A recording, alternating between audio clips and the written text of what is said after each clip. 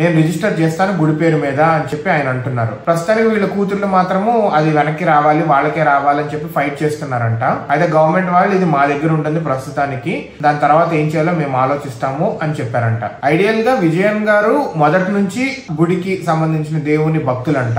So ఆయన ఆ ఆస్తి మొత్తాన్ని, ఒకటి 10 సెంట్ల ల్యాండ్, ఇంకొకటేమో స్టోరీడ్ బిల్డింగ్, మొత్తం ఆ రెండింటిని కలిపేసి దానికే ఆ గుడికే ఇచ్చేస్తాను అని చెప్పి ఇంకా చెప్తున్నారు. చూడండి, ఆస్తి కోసం మాత్రము కావాలి, తండ్రిని మాత్రం చూసుకోవట్లేదు. సరే, ఆ తండ్రి ఒకవేళ ఆయన మంచోడు అవ్వచ్చు, చెడ్డోడు అవ్వచ్చు, వాట్ ఎవర్ ఇట్ ఈస్, బాధ్యత పరంగా అయితే చూసుకోవాలి కదా. ఆస్తి మాత్రం ఆస్తి కోసం గొడవ పడుతున్నారు, సిగ్గుండాలి. ఆయన ఏమంటున్నారు, ఆయన బేసిక్ నీడ్స్ కూడా చూడట్లేదు అంటున్నారు. ఒకవేళ ఇదే నిజం, ఆయన చెప్పిందే నిజమైతే గనక, దీస్ ఆల్ ఒక వీళ్ళంతా పిల్లలు ఇట్లా అని కాదు, వీళ్ళు ఒక రకంగా పారాసైట్స్ అన్నట్టే, వల్చర్స్ అన్నట్టే. ఇలాంటి వాళ్ళు ఉన్నా ఒకటే, లేకపోయినా ఒకటే.